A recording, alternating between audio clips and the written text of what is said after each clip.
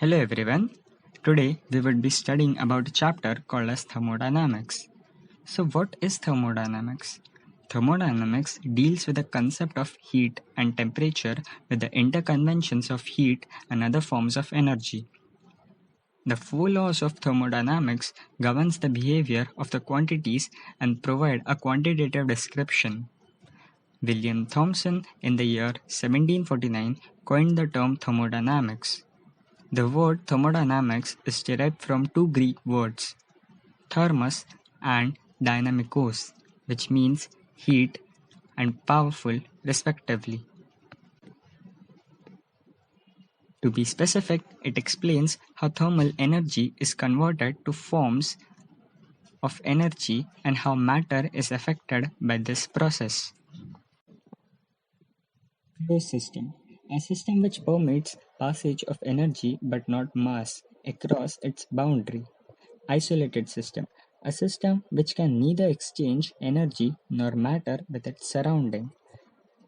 And what are boundaries? Boundaries, anything which separates the system and the surrounding, are called as boundaries. Today, we will also learn about the two properties, which are intensive property and extensive property. Intensive property. Properties of system which do not depend on mass of that system, that is temperature, pressure, density. Extensive property. Properties of the system which depends on mass of that system, that is volume, energy, enthalpy, entropy, etc. We also have few processes which are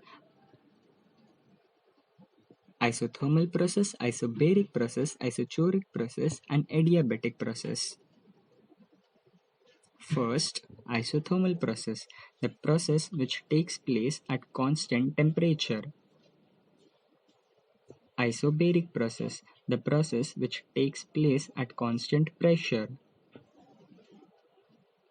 Isochoric process, the process which takes place at constant volume.